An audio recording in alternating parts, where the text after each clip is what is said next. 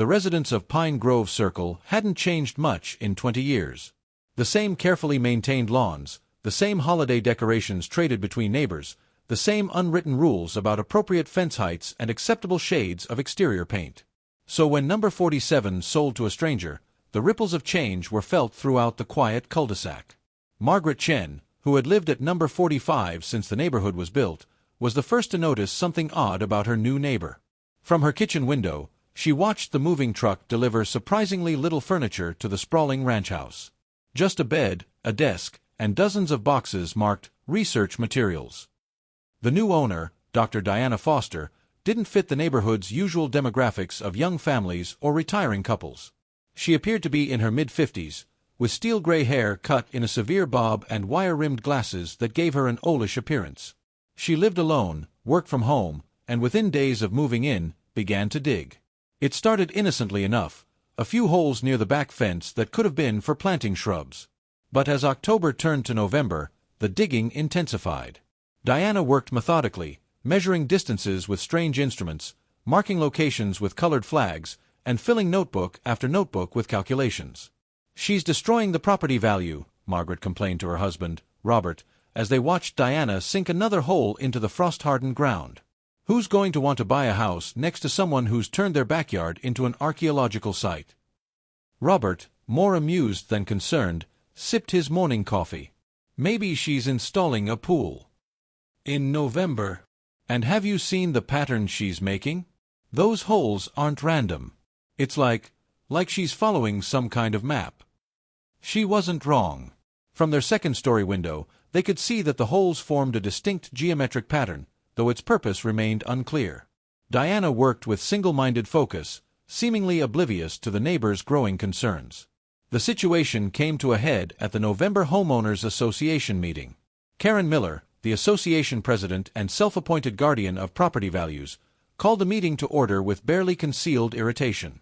"We've received numerous complaints about unauthorized landscaping activities at 47 Pine Grove Circle," she announced, shuffling through her papers. "Dr. Foster, would you care to explain the purpose of your excavations?" Diana Foster sat alone in the back row, her notebook clutched to her chest. She stood slowly, pushing her glasses up her nose with one finger.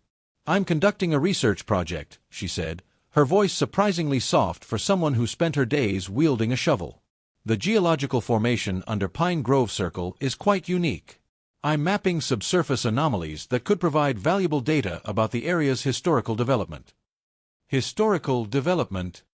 Karen's perfectly plucked eyebrows rose. "This neighborhood was built in 1995. The only history here is what color we painted the mailboxes last spring." A few chuckles rippled through the room, but Diana remained serious. "The history I'm interested in goes back much further than that.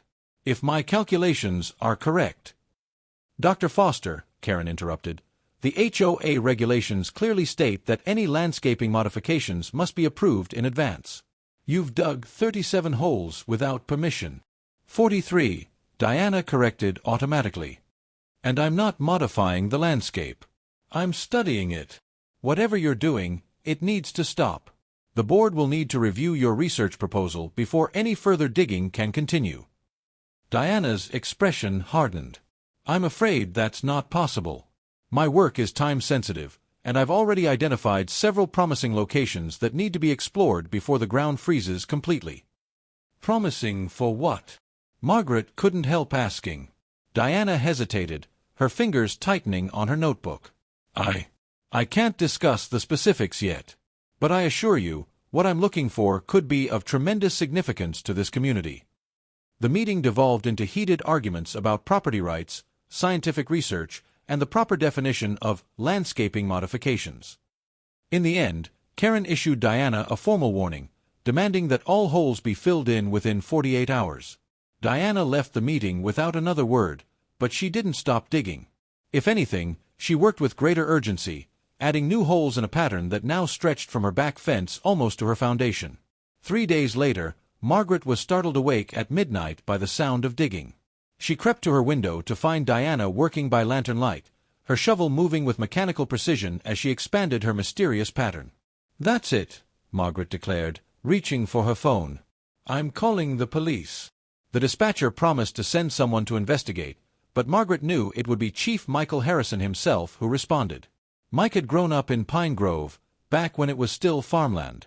He'd been the one to convince the developer to preserve the old oak grove at the end of the circle, arguing that 300 years of history shouldn't be bulldozed for an extra tennis court. Sure enough, within 20 minutes, the chief's cruiser pulled up quietly in front of Diana's house. Margaret watched as Mike approached the illuminated backyard, his flashlight beam joining Diana's lantern. Even from her window, Margaret could hear their conversation. "Evening, Dr. Foster. Got some complaints about nighttime construction noise." Diana straightened up, leaning on her shovel. "This isn't construction, Chief Harrison. And I'm running out of time." "Time for what, exactly?" "To find it. Before they do." Mike's flashlight swept across the pattern of holes. "Who's they, Dr. Foster?" Diana glanced around nervously, then stepped closer to Mike, speaking too quietly for Margaret to hear. Whatever she said made the chief step back in surprise. That's not possible," he said, his voice carrying clearly now. "Those records were sealed." "How did you?" "Because I was there," Diana replied. "Just like you were 30 years ago, when it all started."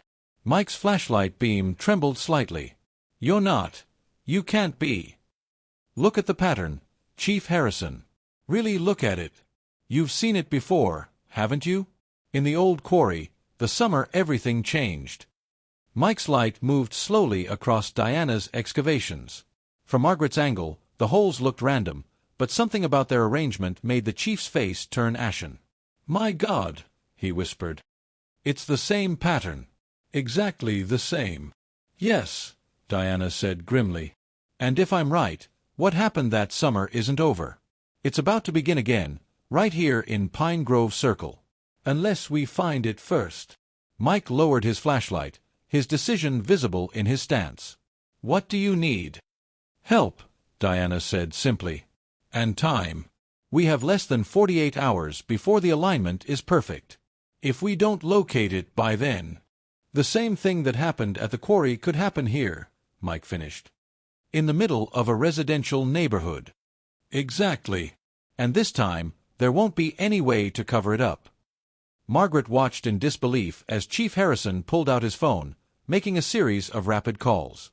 Within an hour, unmarked vans began arriving at Diana's house, and people in dark uniforms started unloading equipment that looked nothing like standard police gear. As floodlights illuminated Diana's backyard, Margaret saw the pattern of holes with new clarity. From above, they formed an intricate geometric design that seemed to pulse with hidden meaning. And in the center, where Diana was now directing the newcomers to dig, a darkness seemed to gather that had nothing to do with the night sky. Margaret Chen had lived in Pine Grove Circle long enough to know when something was wrong. But as she watched the mysterious activity next door, she realized she'd never known just how wrong things could get. Or how deep the secrets beneath her peaceful neighborhood really went. The floodlights cast harsh shadows across Diana Foster's backyard as specialized equipment hummed in the pre-dawn darkness. Chief Michael Harrison stood at the edge of the pattern, his mind racing back 30 years to another night, another pattern, and the choices that had haunted him ever since. "We need to talk," he said to Diana, gesturing toward her house. "Privately." Inside Diana's Spartan living room, dozens of maps covered the walls. Satellite images, geological surveys, and hand-drawn diagrams all showed variations of the same geometric pattern they were excavating outside. But it was the old newspaper clipping pinned in the center that caught Mike's attention. "Local teens missing after quarry incident, July 15, 1993. Diana noticed his focus. "You kept it quiet back then. 3 teenagers vanish without a trace, and somehow it only made page 6. "We had help with that," Mike said quietly. "The same people who are out there right now, running their sensors and taking readings. But you already knew that, didn't you? Because you're one of them." "No," Diana's voice was sharp. "I'm the one who got away. The 4th teenager who was there that night. The one your people convinced everyone never existed." Mike sank into a chair, the weight of 3 decades of secrets suddenly unbearable. "We looked for you. After everything stabilized. But there was no trace. That's because Dr. Diana Foster didn't exist then. I was Diana Martinez, 16 years old, too curious for my own good. When the others found the pattern in the quarry floor, Jenny with her geology obsession, Tom with his mathematical theories, and Sam with his wild ideas about ancient civilizations, I was the one who helped them map it out. She pulled out an old photograph, creased and faded. 4 teenagers smiled at the camera, standing proudly next to a geometric pattern carved into rock. Mike recognized Jenny Chen, Margaret's niece, Tom Walker, and Sam Rodriguez. The fourth face, younger but unmistakably Diana's, sent chills down his spine. "We thought we'd discovered something amazing," Diana continued. "The pattern seemed to respond to our measurements, generating energy readings that shouldn't have been possible. But then, the night of the alignment," Mike finished, "when everything went wrong." Diana's hands trembled slightly. "You were just a rookie cop then, first on the scene. You saw what happened. I saw lights that didn't behave like lights should. I saw 3 teenagers disappear into thin air. And I saw you. You were screaming something about the pattern being incomplete, about it needing to be closed before it opened completely," Diana said. "That's what we didn't understand then. The pattern isn't just a design. It's a door. And doors can swing both ways." Outside, one of the sensors emitted a high-pitched whine. Diana rushed to her window, checking the position of the stars visible through the light pollution. "We're running out of time," she said urgently. "The same alignment that activated the quarry pattern is approaching. But this time, I know how to control it. That's why I had to find this exact location, why I had to map the pattern precisely." "Control it?" Mike asked. "Control what?" Diana pointed to her most recent calculations. 30 years ago, we accidentally activated an ancient geometric circuit, a technology we still don't understand. It created a temporary junction point between somewhere else and here. Jenny, Tom, and Sam were pulled through, but I managed to break the pattern's connection before it stabilized completely." "And you think they're still alive? After all this time?" "I know they are. Because they've been sending me messages." Diana pulled out a thick folder filled with printouts of wave patterns, energy readings, and what looked like coded sequences of numbers. "Every 3 years, when the alignment approaches, I detect bursts of structured data. It took me decades to decode them, to understand what they were trying to tell me. They're trapped somewhere, in a place where time moves differently. They've been trying to guide me to a location where the barrier between here and there is naturally thinner." "Pine Grove Circle," Mike said, realization dawning. "That's why you bought the house. You think you can open another door?" "Not think, no. The pattern in my backyard isn't just similar to the quarry design. It's the other half of it. Together, they form a complete circuit.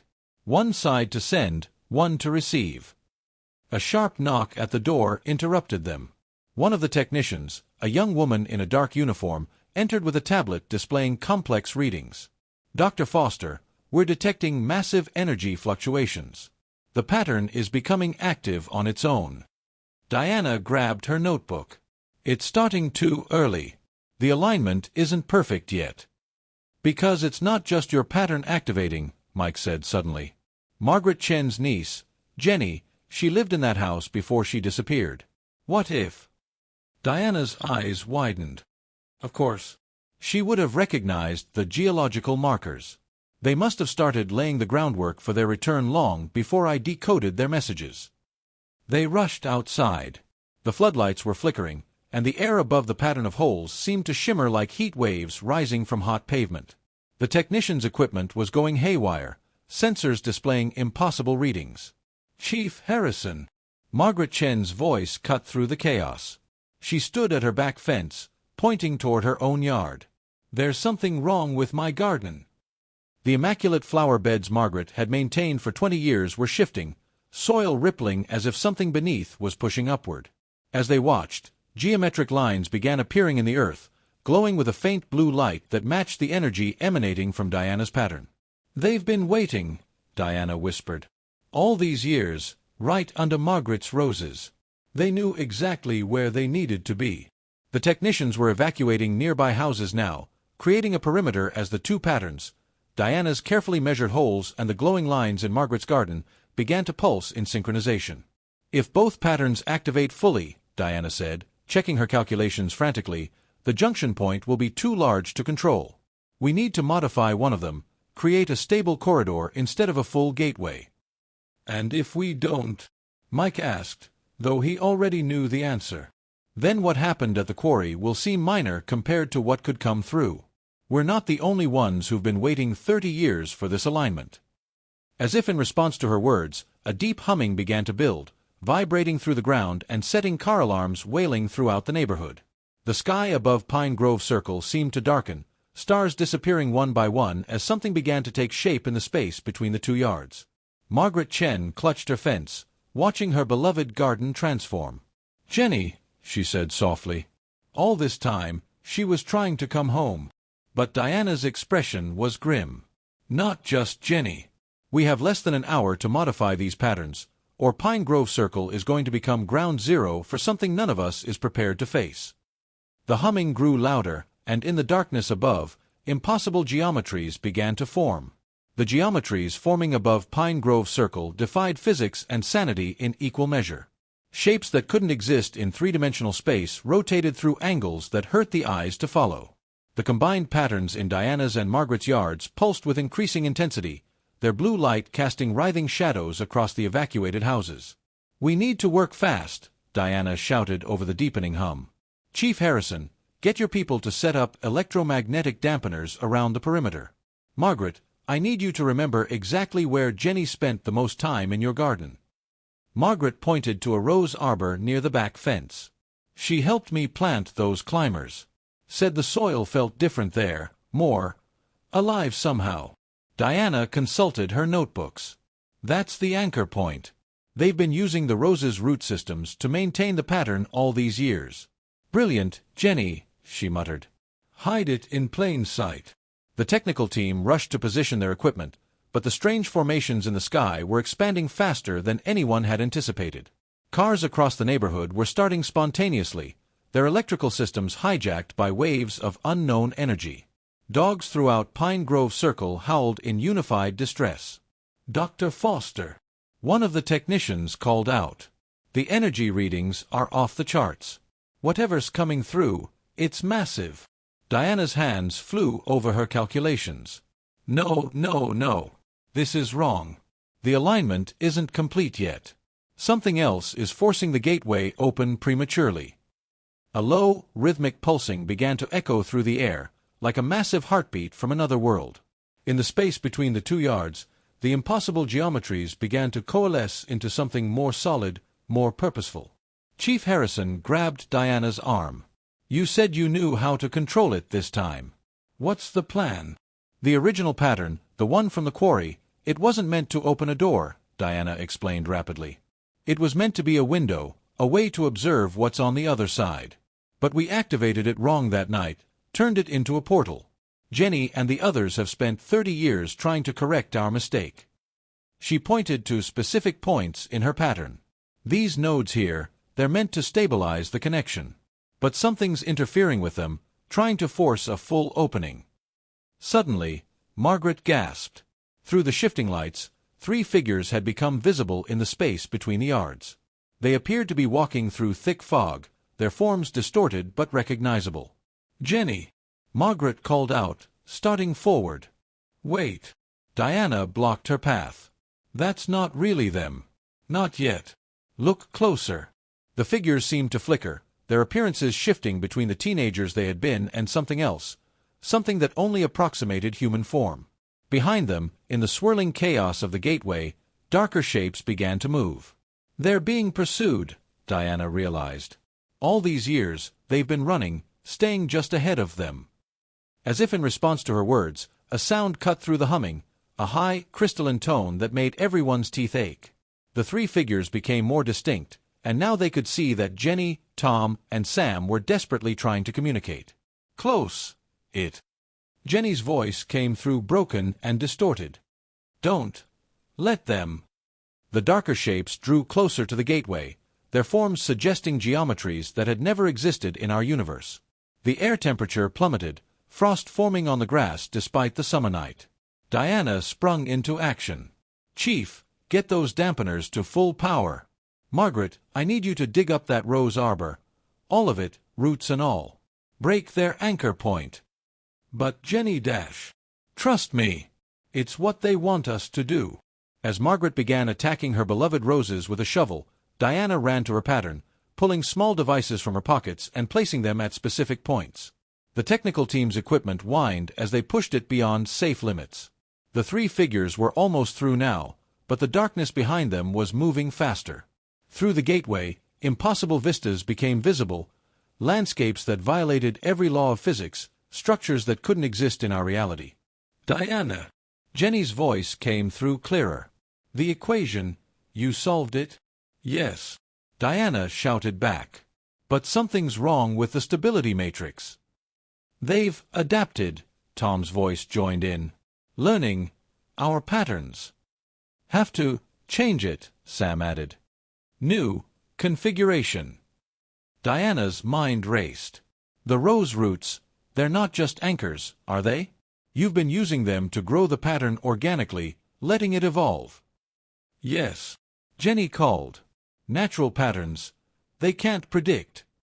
Understanding flooded Diana's face. She turned to the technical team.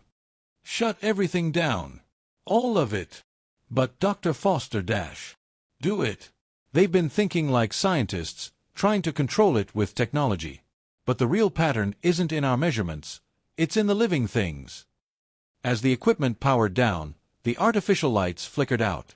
In the sudden darkness, something extraordinary became visible. The roots of Margaret's roses were glowing, creating their own pattern, one that flowed and shifted like a living thing. "Margaret," Diana called. "Your roses. Jenny didn't just help you plant them. She designed their layout, didn't she?" Margaret stared at her garden in wonder. "Yes. She insisted certain ones had to be in specific spots. Said it was about optimal growing conditions." "It was about creating a living circuit," Diana explained. "One that could adapt and grow." "Quick, what was Jenny's favorite rose?" "The blue moon climber. But it never bloomed quite right here. Because it wasn't meant to. It was maintaining the pattern instead of flowering." Diana rushed to the struggling climber. "This is the key. The final piece." The gateway was nearly full now, the darkness pressing against its edges like a flood against a failing dam. The three figures were only steps away from our reality, but their pursuers were even closer. Diana reached into her pocket and pulled out a small, worn box. Inside was a single, perfectly preserved blue moon rose, dried but intact. "I kept it," she whispered. "All these years, I kept the one Jenny gave me the day before it happened." She placed the dried rose at the base of its struggling descendant. For a moment, nothing happened. Then, impossibly, both roses began to glow, the living and the preserved creating a new pattern, one that flowed like water and sparked like lightning. The gateway shuddered. The darkness pressing through recoiled as if burned. And in that moment, Jenny, Tom, and Sam burst through into our reality, but not as the teenagers they had been. They were adults now, their forms solid and real, marked by 30 years of survival in a place where physics was more suggestion than law. "Now!" Jenny shouted. "Diana, complete the circle!" Diana thrust her hands into the earth where the roses met, and the entire pattern, both her carefully measured holes and Margaret's glowing garden, transformed. The geometric designs flowed together, not in rigid lines but in organic curves, creating a new kind of circuit that the darkness couldn't comprehend. The gateway began to close, its impossible angles collapsing in on themselves. The dark entities thrashed and reached, but the living pattern rejected them, forcing them back into their own reality. With a sound like a thunderclap in reverse, the gateway snapped shut. The night sky returned to normal, stars twinkling innocently as if nothing had happened. In the sudden quiet, crickets cautiously resumed their chirping. Jenny Chen, now a woman in her 40s, hugged her Aunt Margaret with shaking arms. Tom and Sam, similarly aged, stood in Diana's pattern of holes, their expressions mixing relief with lingering terror.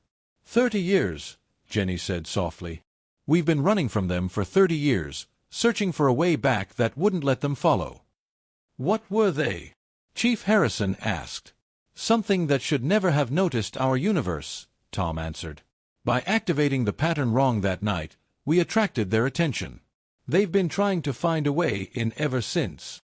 But you found a way to fight them, Diana said.